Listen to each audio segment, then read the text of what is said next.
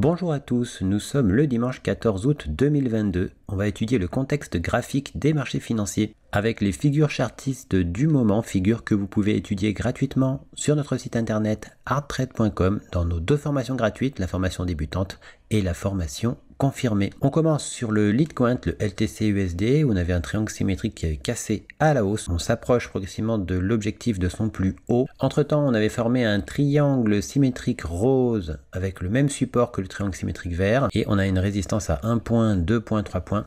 Par contre, il n'y a pas une belle oscillation répétée au sein du triangle symétrique. Donc la cassure en plus apparaît à 62% de la distance qui va du début de la résistance à la pointe du triangle symétrique. Ce qui fait que il est difficile de valider cette cassure pour le moment en tant que cassure d'un triangle symétrique bien représenté. Si on regarde la parallèle au support des triangles symétriques, eh bien on s'aperçoit que l'on trouve effectivement une parallèle à 1 point, 2 points, incursion, 3 points et on pourrait donc par la suite venir casser le support et cela formerait alors un drapeau qui serait confirmé par la cassure qui donnerait une reprise de la tendance baissière qu'il y avait avant la formation de ce drapeau.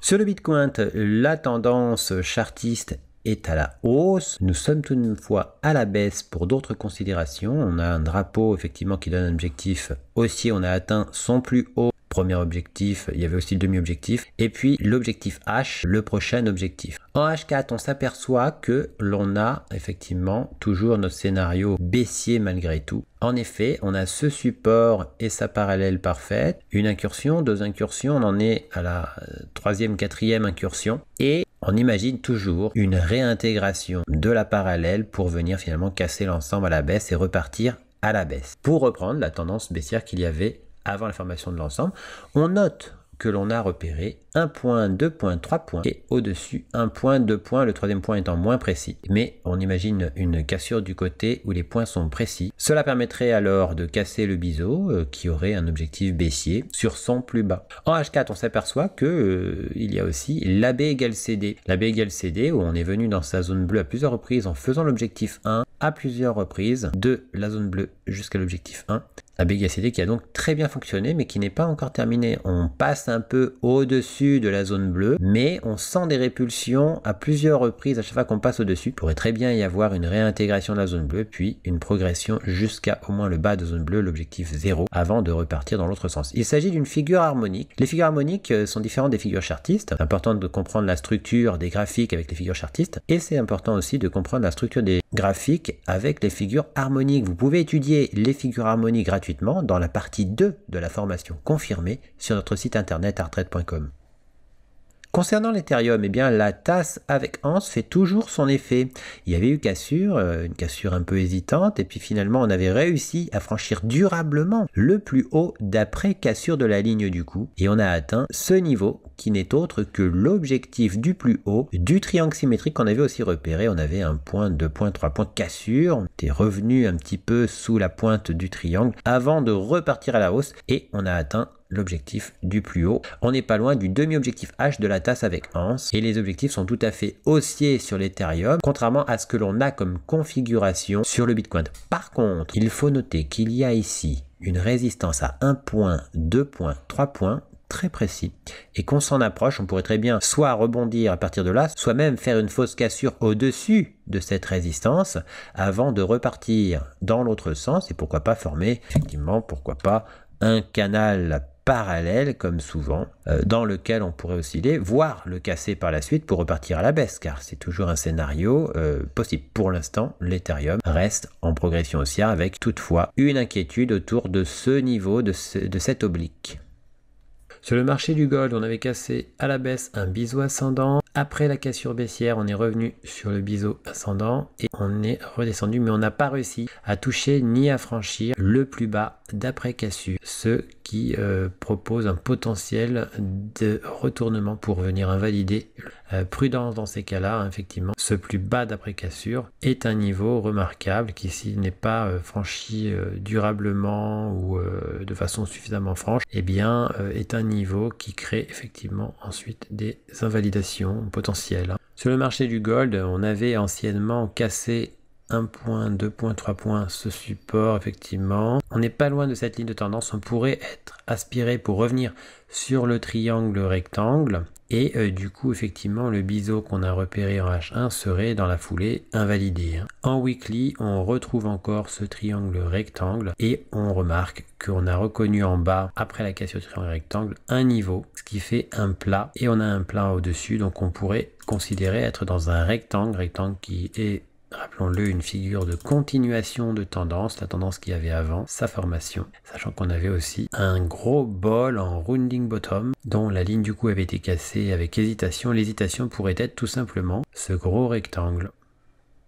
Sur le silver, on avait cassé un drapeau, on avait déjà réalisé les objectifs du triangle symétrique et on est revenu sur le dernier objectif du triangle symétrique, c'est-à-dire la parallèle au support. Juste avant le week-end, on est revenu dessus. Et on a encore des objectifs bien plus hauts, c'est les objectifs du drapeau jaune, l'objectif H.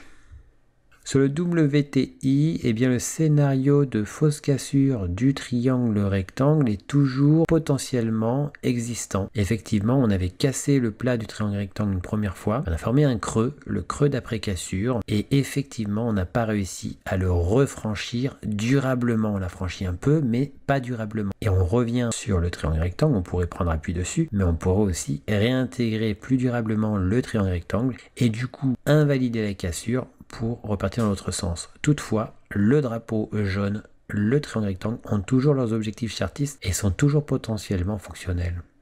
Sur le CAC 40, on avait cassé un canal parallèle et on a réussi à rejoindre un niveau sensible, c'est ce plus haut ici, qu'on a débordé juste avant le week-end. En M15, on voit que sur le plan chartiste, il y a encore du potentiel haussier, puisqu'il y avait ce double bottom avec sa ligne du coup qui avait été cassée timidement une première fois. Et on s'aperçoit maintenant que la cassure est désormais plus franche. On n'est pas loin du demi-objectif. À l'ouverture, il pourrait y avoir un retour aussi sur la ligne du coup avant un rebond vers ses objectifs théoriques ou une invalidation.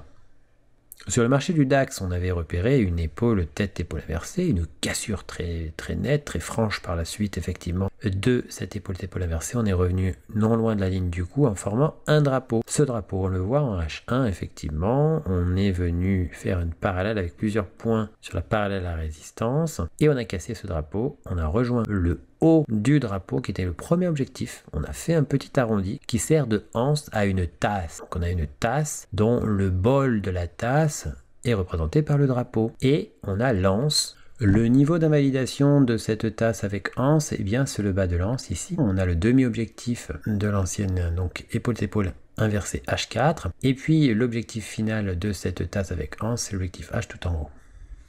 Sur le FTSE UK 100, on a atteint l'objectif de l'épaule tête-épaule inversée, qui était donc la dernière figure qu'on avait repérée. En atteignant cet objectif, on casse une ligne, 1 point, 2 points, 3 points. À 3 points, on l'a cassé avec plusieurs hésitations. En H4, on n'est pas loin du demi-objectif du double creux bleu que l'on a dessiné.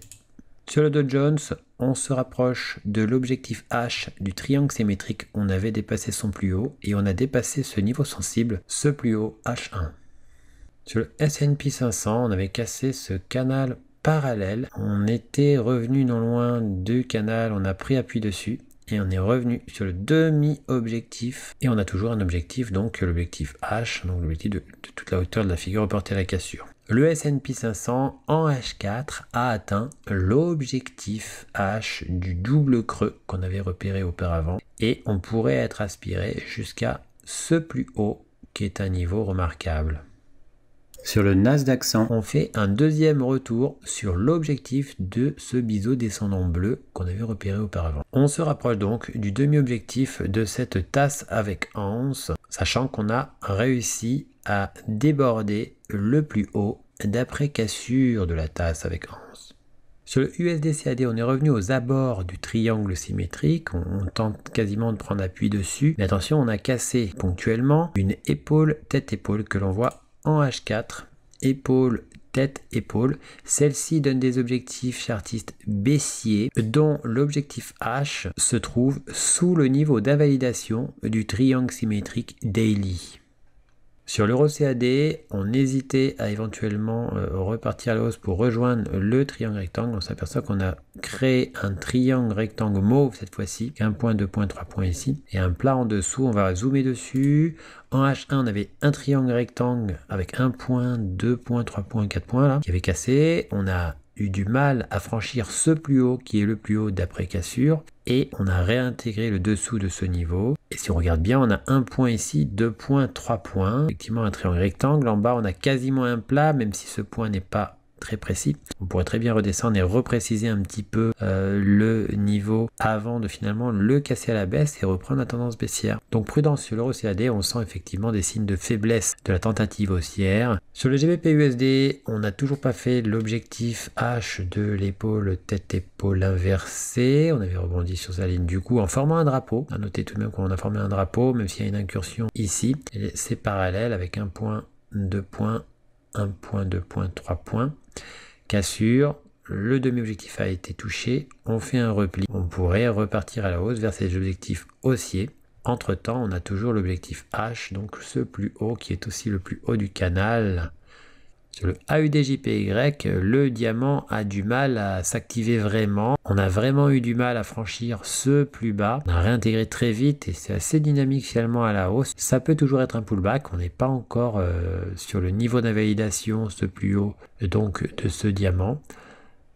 Sur le GBP AUD, eh bien, on a fait le demi-objectif du triangle rectangle vert, puisqu'il y avait un plat au-dessus, un plat en dessous. On a cassé ce plat. C'est le plat d'un rectangle de continuation de tendance, pour continuer la tendance qu'il y avait avant. Et effectivement, donc, on pourrait très bien faire un retour sur le plat en question, sur la figure, sur le rectangle. Et on a ensuite des objectifs très baissiers, hein. Sur le GBP-NZD, on a cassé à la baisse effectivement le niveau bleu qui était le niveau un petit peu charnière qu'on avait repéré et on était revenu non loin du triangle symétrique d'origine et on se dirige vers ces objectifs. On a d'ailleurs fait le demi-objectif du triple top ainsi que le demi-objectif du triangle symétrique. On se rapproche du bas du triangle symétrique qui est un niveau sensible, attention. Sur l'euro-dollar, on a toujours le triangle symétrique mauve qui a des objectifs haussiers. On avait cassé un triangle symétrique vert avec 3 points de chaque côté, très bien matérialisé, effectivement très précis. Et on revient sur ce triangle symétrique vert. En H1, on a fait le demi-objectif du drapeau, encore des objectifs haussiers, et on revient actuellement sur le triangle symétrique vert. Quand on regarde avec une nouvelle vision, on s'aperçoit qu'on a toujours le triangle symétrique vert, qu'on a aussi un support marron qu'on retrouve en haut avec 1 point, 2 points, 3 points, et une incursion dessus. On pourrait très bien ensuite venir casser ce support marron à la baisse et reprendre la tendance baissière. On trouve aussi cette ligne jaune, 1 point, 2 points ici en prenant les extrêmes. Quand on fait la parallèle, on trouve 1 point, 2 points. On est dans un canal parallèle qui pourrait très bien, s'il était cassé à la baisse, on n'est pas loin, se transformer en drapeau avec des objectifs baissiers. On voit d'ailleurs en weekly que sur les plus hauts, on a rejoint le niveau qui était le plus bas du triangle symétrique qu'on avait enfoncé. On pourrait tout à fait prendre appui dessus pour repartir à la baisse, au moins jusqu'à la parité. Parité qui était le seul obstacle, le seul niveau remarquable vraiment, qui nous restait.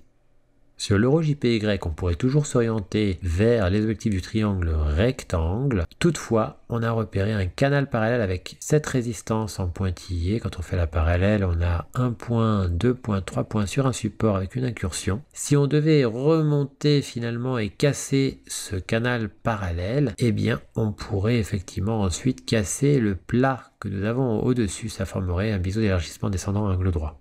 Sur le CAD-CHF, on avait atteint le plus bas du drapeau jaune, l'objectif du triangle rectangle, et on a toujours ce triangle symétrique. En M30, on le voit, on avait par contre, attention, quasiment fait son objectif. On pourrait encore redescendre pour finir de réaliser cet objectif.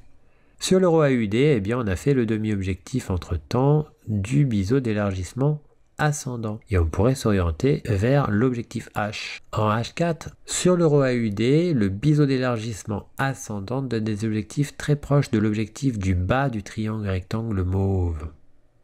Sur le NZD-CAD, on avait fait l'objectif H de l'épaule tête-épaule inversée, l'objectif H ici. Il reste un objectif en fait à l'épaule tête-épaule inversée, c'est-à-dire le plus haut de la tendance qui précède la formation de la figure, c'est-à-dire ce plus haut. Sur l'euro GBP, eh bien, on avait effectivement le biseau descendant, là, avec son plus haut comme objectif. Eh bien, on a touché cet objectif entre-temps. Sur le AUD-CHF, on a toujours notre triangle symétrique. On est très proche du niveau d'invalidation. Celui-ci n'est pas encore fait. On pourrait éventuellement toujours s'activer pour aller à l'objectif du triangle symétrique. Mais attention, on a quand même bien contourné la pointe qui avait servi une première fois de tentative de point d'appui. Et on a échoué à franchir le plus bas qui avait été créé après la cassure. On n'a pas franchi durablement. On avait eu un premier plus bas ici. On l'avait franchi, mais pas durablement. Et on a retenté de le franchir. On n'a pas réussi. On pourrait se retourner et casser le triangle symétrique dans l'autre sens. Sur le NZD-JPY, on avait un triple top qui avait cassé à la baisse très ponctuellement avant une réintégration de la figure. On est quand même bien rentré à l'intérieur, on pourrait tout à fait casser à la hausse le plat reconnu ici 2 fois. Dans ce cas-là, on aurait un rectangle qui donnerait des objectifs très haussiers avec un obstacle, ce plus haut ici. Pour recevoir gratuitement les nouvelles figures chartistes en notification, vous allez sur le site internet, vous cliquez sur Analyse VIP. Une fois que vous êtes sur Analyse VIP, vous cliquez sur S'abonner. Et puis vous n'aurez plus qu'à vous inscrire ici. Vous mettez un mail, un mot de passe, vous indiquez que vous n'êtes pas un robot et vous mettez s'inscrire. Vous serez alors abonné, vous recevrez toutes les notifications des nouvelles figures trouvées, que ce soit les figures chartistes ou les figures harmoniques. Figures que vous pouvez étudier gratuitement dans nos 2 formations gratuites, le niveau débutant et le niveau confirmé. On a encore 3 autres niveaux qui eux sont payants. En cliquant sur figures chartistes, vous arrivez sur la liste des figures chartistes du moment que l'on a postées. Vous retrouvez aussi les vidéos concernant les analyses chartistes du moment. N'hésitez pas à venir aussi nous découvrir sur notre blog, tout en haut ici, blog. Vous y trouverez nos derniers posts, les défis Hard Trade, ainsi que toutes les nouvelles Hard Trade. À bientôt sur notre site hardtrade.com.